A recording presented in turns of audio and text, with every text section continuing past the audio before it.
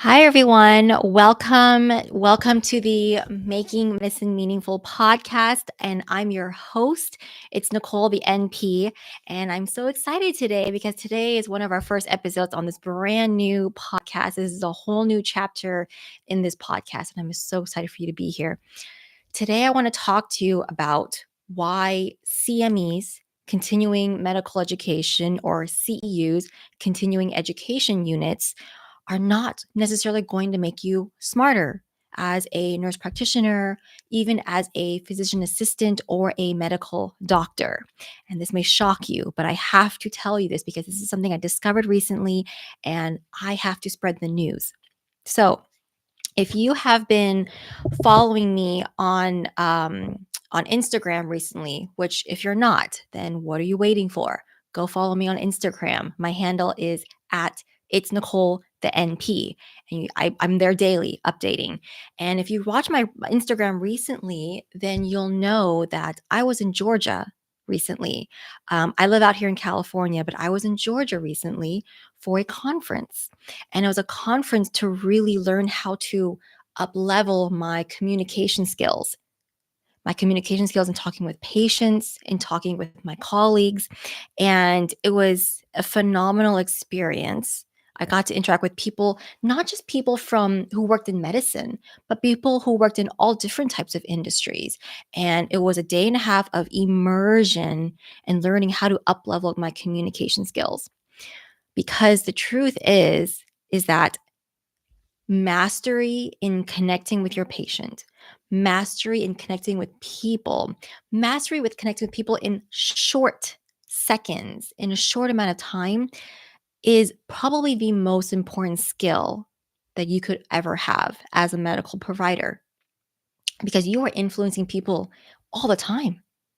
Right? I mean, you're talking to patients and maybe you have short time slots. Maybe you have 20 minutes, 15 minutes, maybe short 10-minute slots to see your patient, to get a history, get an HPI, and then do a quick physical exam, and then give them your assessment and your plan and make it your medical decision making while documenting, while writing all this down in whether it's a paper chart or an electronic chart. That's a lot to do. And you have to convince your patient to do these things, to put their health first, whether it's take a medication, to exercise, to do all these things. And so you are influencing people all the time in medicine.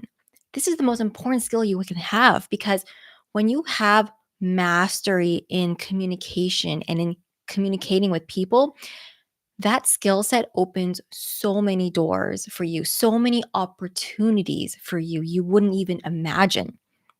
And, I'm going to give you an example. So I had a patient recently who wanted a medication for his pain, and he wanted it for not the right reasons. And, if you're a medical provider, you're probably already guessing that I didn't prescribe it to him because it would compromise perhaps his liver, his kidneys, other organs. It would compromise his other comorbidities. But it was really important for me to show that I was on his team and to show that, hey, I empathize with you, I get your point of view, but also stand firm in my decision making and show that patient why I was making that decision. At the same time, showing the patient that I am on their team.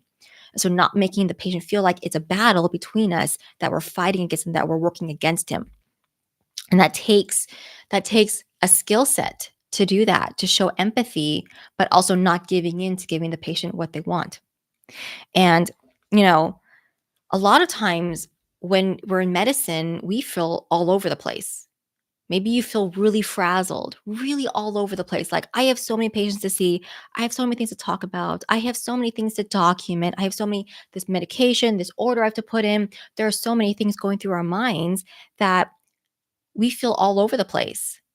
I mean, how many of you feel that way? I know I feel that way a lot of times. And it's really stressful.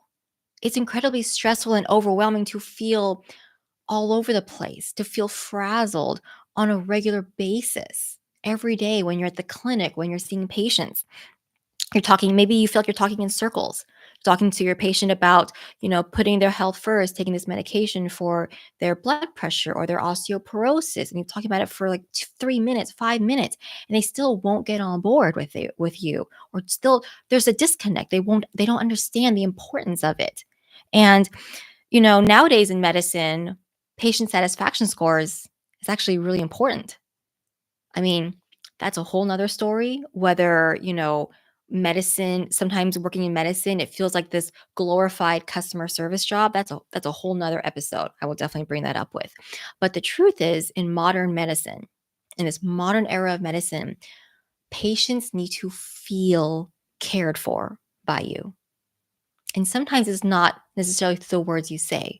You may say all the right things about their diagnosis, about their health, about the prognosis, about what could happen if they don't take this medication.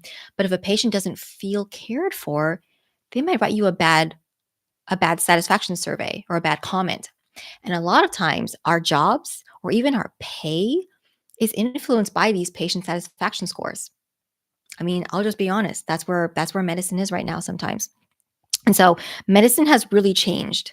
It has completely changed from before. And we don't learn how to connect with our patient, how to communicate with them in school or in training. We're taught all of the clinical expertise.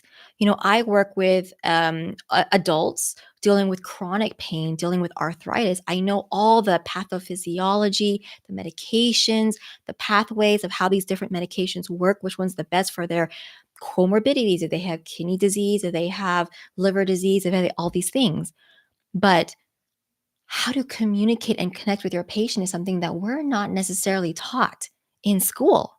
We're just kind of taught to kind of learn it on our own. And the truth is that communicating and connecting with your patients is a skill set. It's a 100% learnable skill set. It's not something that comes natural to you. It's not something that some people are born with, that they just have a amazing talent, a natural talent to. No, communication and connecting with your patient is 100% a learned skill. It's a science, which means you can learn it. And the conference I was at recently in Georgia, where I learned how to uplevel my communication skills, I'll give you a little fact. It did not give me any CME or CEU. I got no credit for renewing my license. I got no credit.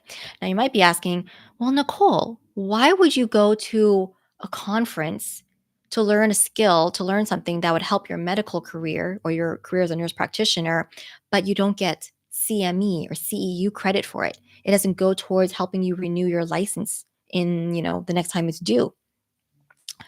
And if you take anything away from this video, I want you to remember this. The only limits in your life is the ones you put on yourself. The only limits in your life are the ones you put on yourself. And, I'm going to give you an example of this. And I love you all. I'm not here to offend any of you at all. But I want to use this example of Social Security. If you plan on 100% depending on Social Security when you're older, when you're retired, as of right now, 2024, this is what the data shows. So Social Security pays about $1,800 a month on average.